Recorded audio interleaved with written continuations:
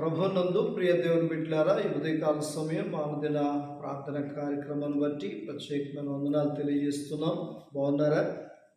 దేవుని యొక్క నామములో ఒక దివ్యమైన వర్తమానములు మీ కొరకు సిద్ధపరిచి దేవుడు మాట్లాడుతూ ఉన్నాడు.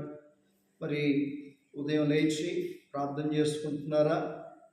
ప్రియ తల్లి, సహోదరుడా, కనీసం 2-3 అధ్యాయాలు వాక్యం చదువుతున్నారా? రోజు ఇలాగే చెప్తారు పాస్టర్ గారు అని అనుకుంటున్నారా? అలా వాయిదా వేయబాకండి.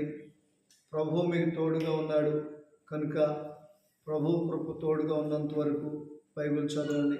కొన్ని సందర్భాలు వస్తే బైబిల్ చదవలేం, కొన్ని పరిస్థితులు వస్తే ప్రార్థన చేయలేం, ఎందుకంటే అంతగా క్షీణించిపోద్ది శరీరం.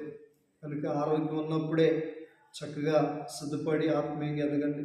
చూడండి, పరిశుద్ధ గ్రంథంలో పేతురు రాసిన 2వ పత్రిక 2వ అధ్యాయం 2వ వచనం, మరియు అనేకులు వారి పోకిరీ చేష్టలను అనుసరించి నడుతురు, వీరిని బట్టి సత్య మార్గము దూషించబడును.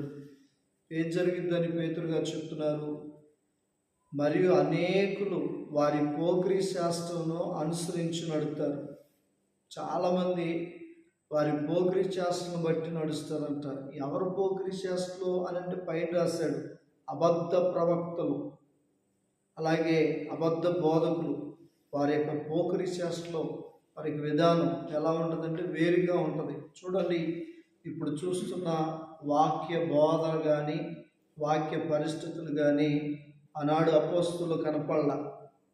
ఎలీషా, ఏలియా గారిలో, సమూయేలు గారిలో కనపడలా. వారు చేయనటువంటి పనులు ఇప్పుడున్న సేవకులు చేస్తున్నారు. అర్థమవుతుందా?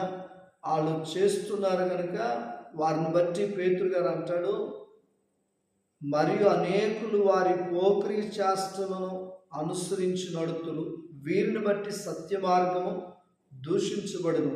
ఇలాంటి అబద్ధ ప్రవక్తల ద్వారా, అబద్ధ బోధకుల ద్వారా దేవునికి ఏమొస్తుందంటే అవమానం వస్తుంది, హేళన చేయబడుతుంది.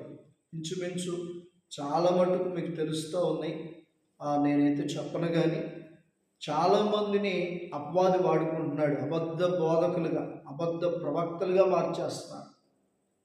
దేవుడు చేయని వీళ్ళు చేస్తున్నారు, శిష్యులు చేయని వీళ్ళు చేస్తున్నారు.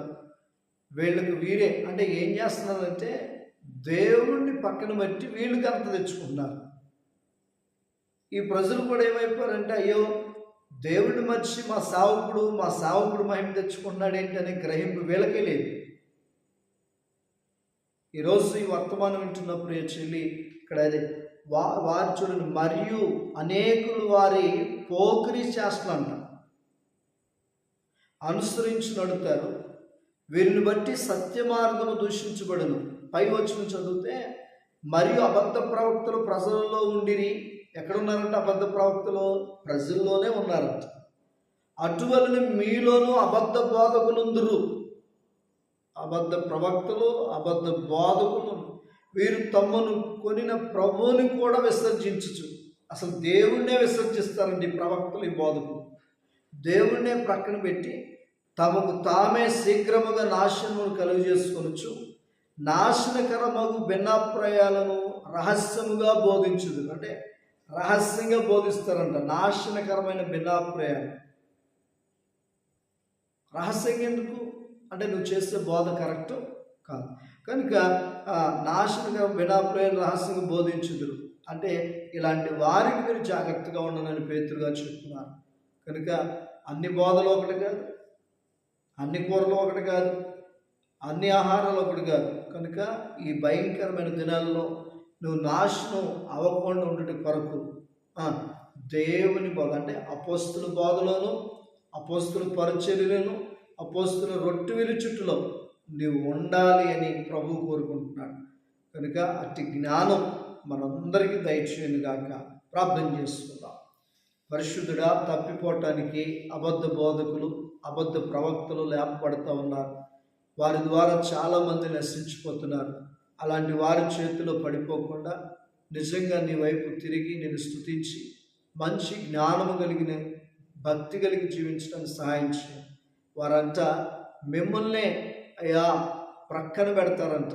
అలాంటి భక్తి మాలో లేకుండా అలాంటి జీవం మాలో లేకుండా పరిశుద్ధాత్మ కాపుదల దయచినట్లు సహాయం చేయండి. ఉదయం నుంచి రాత్రి వేళ వరకు తోడుగా ఉండండి. ఆయా ప్రతిరోజు వీధి గుడుగులు జరుగుతున్నాయి, మాకు తోడుగా ఉండండి. ప్రతి వీధిలో స్వార్థ వినపడుతున్నప్పుడు రక్షణ పొందే వారిని లేవనెత్తి దీన్ని సహకరించే వారిని కూడా దీవించమని యేసు నామములో అడుగుచున్నాం తండ్రి. ఆమేన్. God bless you. Thank you all.